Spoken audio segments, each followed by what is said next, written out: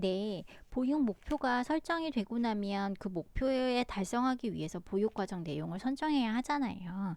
그래서 보육 과정 내용 중에서 학습할 가치가 있는 것을 무엇으로 보느냐에 따라 달라질 수 있다라고 이야기했고, 또 그것에 따라서 어떤 부분을 강조하느냐에 따라서 이것이 굉장히 다양한 유형으로 나뉠 수 있다라고 알려져 있는데요. 자, 우선 정보 내용이라고 하는 부분을 먼저 살펴보겠습니다. 영유아에게 필요한 사실이나 정보를 이야기하는 건데요. 예를 들어서 가족의 호칭, 신체 명칭, 동식물의 이름, 그 다음에 동물의 소리 및 특징, 악기의 명칭, 색의 이름, 또 일주일, 년, 계절, 날씨, 그리고 국경일, 공휴일, 역사적인 사건 등 모든 사실이 중요한 내용으로 포함이 되죠. 즉, 그런데 보육 내용을 선정을 할 때 이렇게 정보 전달 중심으로만 할 것이냐라고 하는 것, 즉 어떻게 무엇을 바라보느냐, 어떤 부분을 강조할 것이냐에 따라서 굉장히 달라질 수 있는데요. 지금 이야기한 이 예가 중요하지 않은 것은 하나도 없습니다. 아이들에게 계절도 굉장히 중요하고요. 동식물 이름도 너무 중요하죠. 그리고 동물 알게 되는 것, 또 그들이 가지고 있는 특징 굉장히 중요하죠. 초식이냐, 육식이냐, 어디서 서식하느냐, 포유류냐, 뭐 이런 것들 너무 중요하잖아요. 살아가면서 기초가 되는 것들이고요. 그런데 이러한 것들만 지식 전달 위주로, 정보 내용 위주로만 전달이 될 것이냐? 그러면 어떨 것 같아요, 여러분? 이것만으로만 구성이 된다면 어린이집 생활이 너무 재미없을 것 같기도 하죠. 뭐 그렇지만 무엇을 강조하느냐에 따라서 굉장히 달라질 수 있다. 보육 내용과 그러니까 보육 과정과 내용 선정이 굉장히 달라질 수 있다라고 하는 부분이고요. 다음은 기능 내용입니다. 즉 영유아가 일상생활에 적용하는 데 필요한 다양한 기능이라고 이야기할 수 있는데요. 또래를 사귀는 데 필요한 사회적인 기능 너무 중요하죠. 그 다음에 자신의 감정과 생각을 바르게 짜증내지 않고 전달할 수 있는 의사소통 기능, 인간이 사회생활하는 데 있어서 너무 중요한 내용이라고 이야기할 수 있습니다. 또 영유아가 자신의 신체를 자유롭게 표현하거나 눈과 손의 협응 같은 신체 조절 기능, 이거 인간이 자라는데 성장하고 발달하는 데 있어서 굉장히 중요한 부분입니다. 또 주변의 사물과 대상을 바르게 탐색할 수 있는 어떤 사고, 인지 기능들까지 들어가는 것. 이거 굉장히 중요한 내용들이죠. 그렇지만 이것만으로 구성하는 것도 재미없을 것 같아요. 그죠? 그러면 정보 내용도 적절하게, 기능 내용도 적절하게 이루어지면 괜찮을 것 같네요. 자, 다음은 교과 중심입니다. 편의상 영유아가 학습할 영역을 교과로 이제 나누는데요. 그 교과에 필수적인 기능, 구조 등을 익히는 것이라고 이야기할 수 있죠. 그러니까 예를 들어서 언어, 수학, 사회, 자연, 미술, 음악 등 어떤 그 각 교과마다 가지고 있는 전문적인 기본 개념들, 이것도 굉장히 인간이 자라는 데 있어서 굉장히 필요한 부분 아니겠어요? 언어적인 능력 그리고 언어적인 기초를 익히고 수학 1, 2, 3을 셀 수 있는 것. 그러면 이제 그 다음 문제는 다양한 사진 연산이나 뭐 이런 부분들에 의해서 해결이 될 수 있는 부분이니까 이렇게 교과의 전문적인 기본 개념들도 당연히 보육 과정 속에 포함이 되어야 되는 부분이겠죠. 자, 다음은 주제 중심 내용을 한번 살펴볼 텐데요. 이는 영유아가 일상생활에서 직접 부딪히거나 직면하는 모든 문제 상황이라고 이야기할 수 있겠습니다. 그래서 영유아의 다양한 생활 경험, 중요한 사건들, 흥미로운 일 등이 포함된 것을 이야기하는데요. 반려동물에 관한 것, 운동 경기, 뭐 축구, 야구, 뭐 이런 것들, 그 다음에 교통, 환경오염, 공공시설, 식물 등이 이렇게 주제 중심으로 이루어지는 부분들이 포함될 수 있다라고 이야기할 수 있고요. 또 다음은 핵심 개념 중심의 내용이라고 볼 수 있는데요. 그 학문 중심 교육 과정이라고 하는 부분이 대표적이라고 이야기할 수 있는데 각 학문에 그 학문 탐구에 기반이 되는 핵심 개념들이 반드시 있죠. 이 핵심 개념이 영유아가 그 개념이 형성되는 과정 그리고 동일한 절차와 과정을 거치면서 획득이 된다라고 이야기할 수 있는데요. 이렇게 각 학문 분야의 핵심 개념이라고 하는 것을 추출하여서 걔만 쏙 빼서 영유아가 스스로 그 개념을 발견해 나갈 수 있도록 하는 부분이 바로 개념 내용이다 라고 이야기할 수 있겠습니다. 자, 다음은 통합적 접근입니다. 영유아가 아직 발달적으로 분화가 되어 있지 않고 그렇기 때문에 통합적으로 교육 내용을 다루어야 한다라고 보는 관점인데요. 인지, 정서, 사회, 언어, 신체 발달에 따른 각각의 보육 내용을 따로 선정하기보다는 이것이 각 영유아 발달 과정이나 단계에서 나타나는 발달 과업 중심으로 내용을 선정하는 것을 이야기할 수 있습니다. 그래서 결론적으로 보면 이 6가지의 보육 유형은 서로 관련이 없고 서로 이거 하면 이건 하면 안 돼 라고 하는 어떤 배타적인 부분도 아닙니다. 또 단 한 가지만 근거해서 내용이 구성되는 것도 바람직하지 않아요. 따라서 몇 가지 유형을 함께 묶어서 보육 내용을 구성하기도 하고요.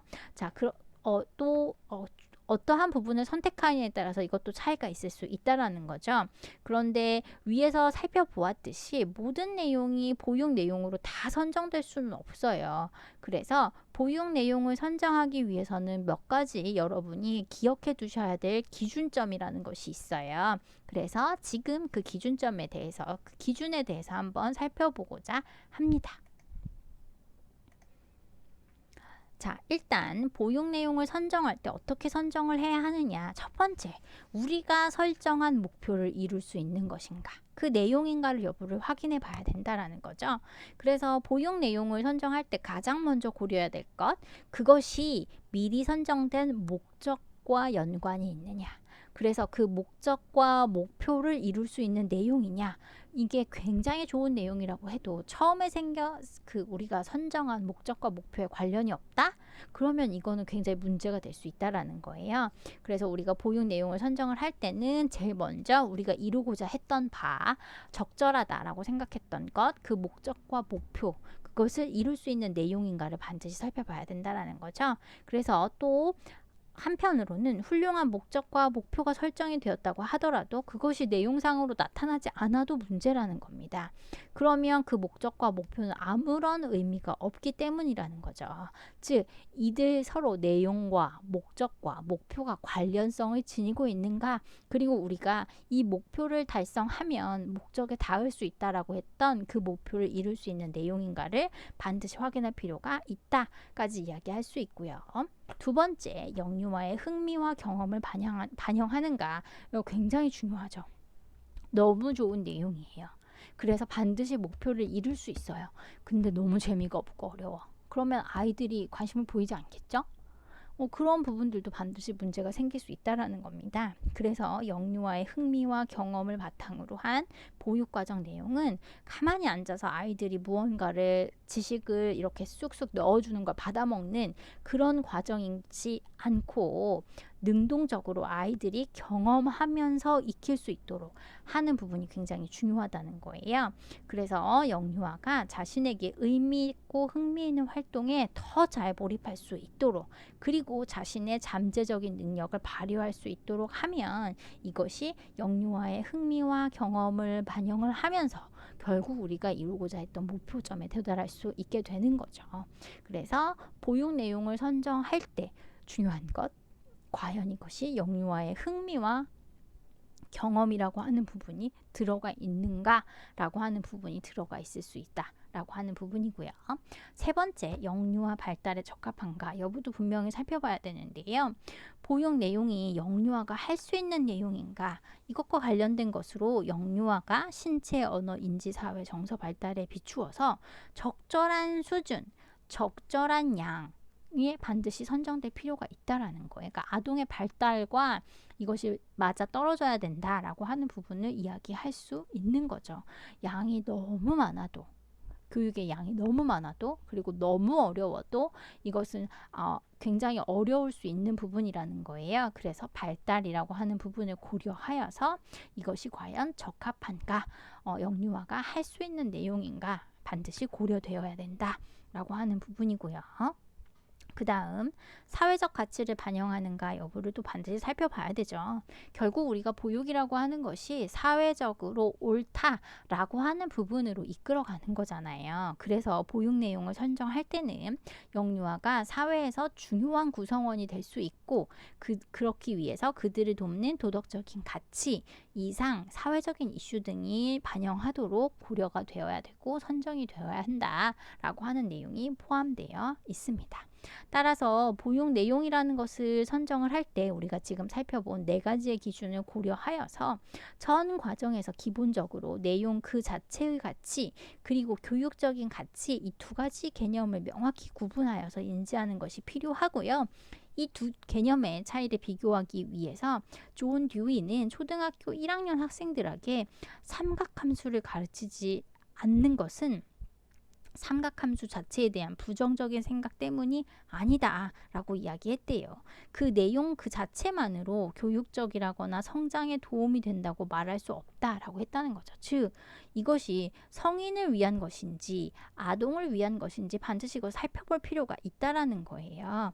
그래서 영유아를 위해 계획하고 준비하는 그 내용은 그 자체로 가치를 지닌다고 볼 수는 있지만 그것이 영유아의 성장과 그들에게 어떠한 기여를 하는가라고 하는 가치가 고려되어야 된다라는 부분인 거죠. 그래서 보육 내용을 선정을 한다라고 할 때 전 과정에서 특정 내용이 가치가 있기 때문에 선정해야 한다라고 하기보다는 이것이 결국 영유아의 발달 그리고 영유아의 발달 단계 그리고 그들의 관심과 흥미라고 하는 부분을 고려하여서 이러한 부분들이 결국에는 영유아의 발달에 도움을 줄 수 있다라고 하는 것이기 때문에 어떤 부분을 선정할 것인가 할 때 이 교육적 가치 기준을 고려하는 것도 필요하다라고 이야기할 수 있겠습니다. 자, 다음은 보육 과정의 내용인데요. 네, 지금부터는 보육 과정의 내용에서 내용의 조직에 관해서 한번 이야기를 해보려고 하는데요. 보육 내용이 선정이 되면 선정된 내용을 조직하게 되겠죠. 그렇기 때문에 이 내용 조직이라는 것을 좀 더 자세하게 보면 선정된 내용을 분화 또는 묶는 작업이다. 그래서 결국 얘를 어디다가 배치할 것인가를 정하는 과정이다라고 이야기할 수 있겠죠. 그래서 영유아 보육 과정의 목적이나 목표에 좀 더 쉽게 접근할 수 있고 또 그렇지 않을 수도 있게 되기 때문에 이것을 어떻게 배치하느냐에 따라서 아동들에게 훨씬 더 이해하기 쉽고 그렇게 돼서 보육의 목적이나 목표에 더 쉽게 접근할 수도 있는데 배치가 조금 잘못됐거나 내용의 조직이라고 하는 것이 틀어져 버리면 그렇지 않은 상황으로 갈 수도 있다라는 거예요. 그렇기 때문에 이것을 어떻게 조직하느냐 매우 중요한 과정이다 라고 이야기할 수 있겠죠. 그래서 이것을 분명히 중심적으로 살펴봐야 될 것들이라는 것이 있는데요. 일단 내용의 폭과 깊이를 고려해야 된다라는 부분들도 있고요. 그 다음에 내용의 순서를 고려해야 되는 부분들도 있습니다. 일단 먼저 살펴보시면 선정된 내용을 어느 정도 깊게 다룰 것인가라는 것이 반드시 고려가 되어야 된다라는 거죠. 그래서 어떤 시기에 각 내용을 얼마만큼 접해야 하는가라고 하는 고민이라는 것이 있을 수 있다라는 거고요. 그 다음 내용을 필수와 선택으로 만약에 나눈다면 필수적인 내용과 선택적인 내용은 도대체 어떻게 해야 되는 거지에 대한 고민도 필요하다라는 겁니다. 자, 그 다음에 우리가 살펴봐야 된다라는 것은 그 내용의 폭과 깊이 그리고 순서를 고려하여서 내용을 조직할 때 보다 효율적으로 조직하기 위한 원리라는 것이 있는데요. 그게 지금 여러분이 보이시는 계속성의 원리, 계열성의 원리, 그리고 통합성의 원리라고 이야기할 수 있습니다. 자, 일단 계속성의 원리를 먼저 하나 살펴보시면 계속성의 원리가 한두 번의 경험만으로는 의미 있는 결과를 가져올 수 없죠. 그렇기 때문에 중요한 내용은 반복적으로 경험할 수 있는 내용을 바로 계속성의 원리다라고 이야기할 수 있고요.